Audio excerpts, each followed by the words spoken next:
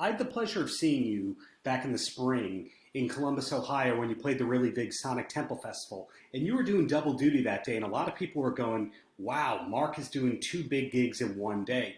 How long has that kind of thing been going on for, where you've got this really big band and then you've got a passion project that you're growing? Yeah, I mean that was actually that was the first time that I had done both projects in one day, and it was sort of just kind of came together because of opportunity and some of the people being in the same place. Mark Lanigan was there with his band, and Jacoby was, so we were able to put that together because both those guys were on my album. So we were able to put that together where we could do a little showcase. And then we wound up doing something similar at the Download Festival in the UK, which is a huge festival over there. Lamb of God was playing the main stage, and then I did a little tent show with the acoustic thing. And that was really what kind of was the catalyst for this most recent release, Ether, the EP that's kind of acoustic-based, was those couple shows, that one of which that you saw. Prior to that, I released the Anesthetic LP in March of last year and did a North American tour in support of that. But as I said, it was kind of in between my commitments with Lamb of God.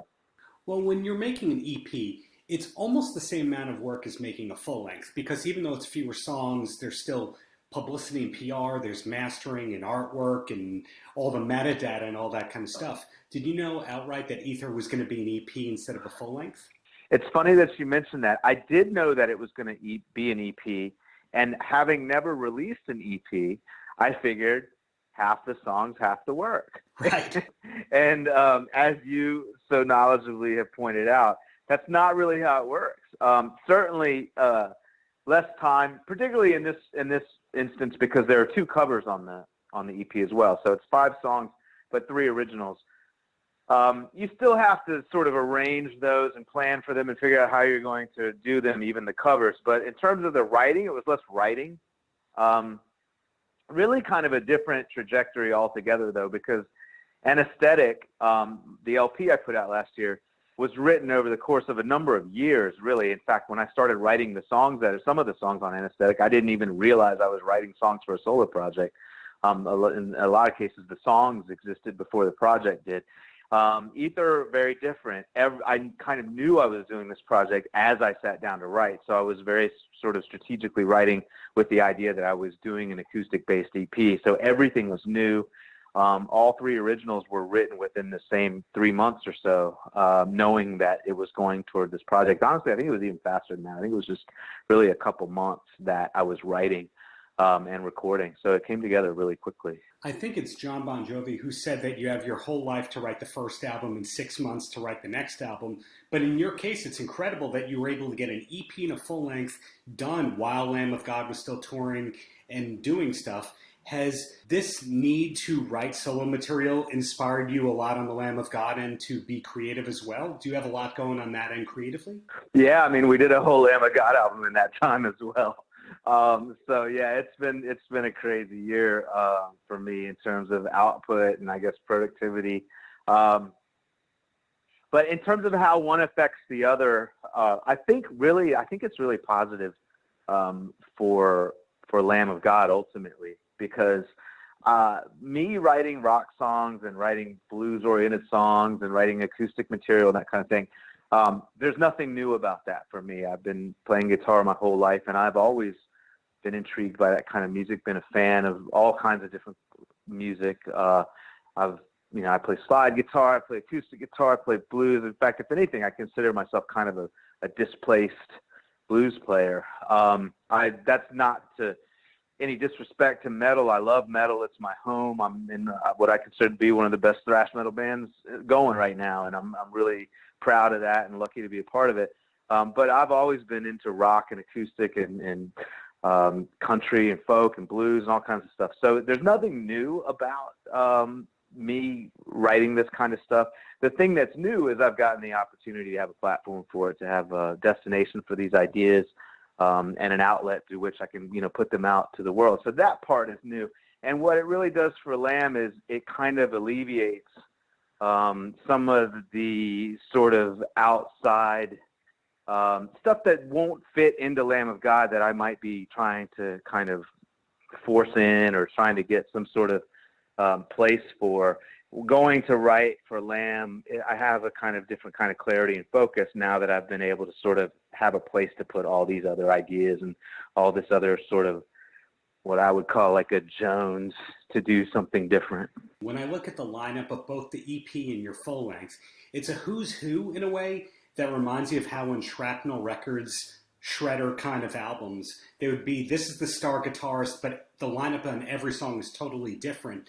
When you knew that you were going to make a solo album and ultimately a solo EP, did you know outright that it was going to be different people on every song? Yeah, I think that was going in. That was pretty much the plan on Anesthetic, on the LP. When we were doing that, I had no anticipation that I would be releasing material so quickly after that LP. But as it turns out, I did. And I think it's a really cool model. Certainly, me and my team aren't the first to kind of come up with that, as you pointed out, that sort of formula. But what I love about it is that I get this chance to work with so many people that I admire creatively, that in a lot of cases I'm friends with, in other cases that I become friends with, and then put these combinations of artists together. One of my favorite examples is the song on the Anesthetic album called Axis, where Mark Lanigan is singing it from the Screaming Trees and Queens of the Stone Age and all this solo work. He's singing it. I play guitar. Mike Inez from Alice in Chains plays bass. Steve Gorman from the Black Crowes plays drums. And Mark Ford from the Black Crowes plays the guitar solo.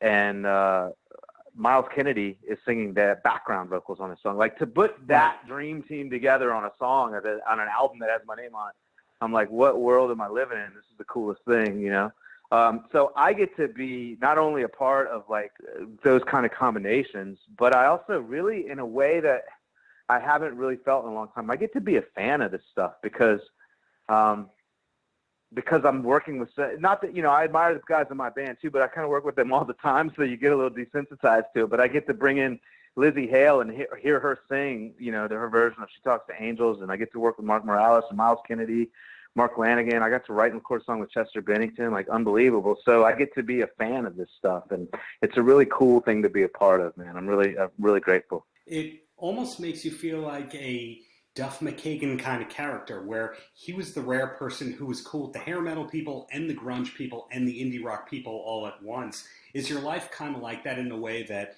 you're the go-between rather than just being the metal guy? Honestly, Darren, I don't think I've ever been just the metal guy. I think maybe some fans may see that way because they're limited to, their exposure to my work with Lamb of God. But people that know me, personally know I listen to more hip hop than I do anything. You know what I mean?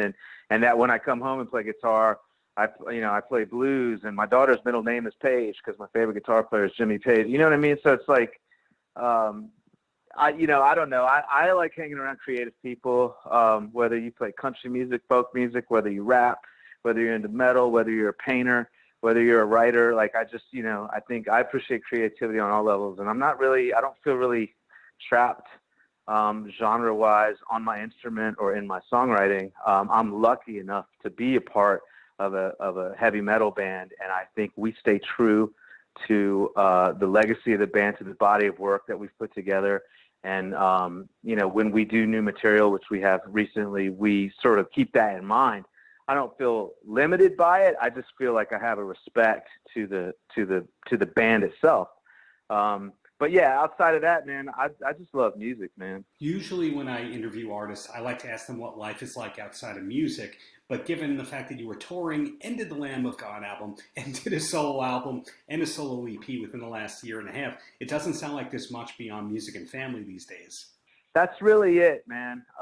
Just music and, being a father to my daughter and being a partner to my partner and working on music and trying to get outside and get some sun on my face and, make it to the ocean here and there a little bit. And that's kind of my life, man, but it's a good one. And you mentioned sun on your face. Are you at all involved in the Sun Cult brand, or is that just Randy? That's just Randy. That's him and Dez's thing, I believe. Do you have any side hustles like that you've done? Like, for example, will we be surprised to find out that you're a partner in a bar or a restaurant or something like that? Nah, man, I'm no businessman, nothing like that. keep my investments and my that kind of stuff a little more insulated. But yeah, I mean, outside of, you know, the publicly, just the guitar stuff, I have a signature model guitar with Jackson that does really well, and some pickups with DiMarzio and that kind of thing. But no, I don't have any promotional aspirations or anything like that. No, nothing I'm hustling. Since you've given me so much to work with here, really great stuff, Mark, I'll ask the closer, and that's any last words for the kids? Oh, man, just play what's in your heart, man, and be grateful that we all have music to make our lives more joyous.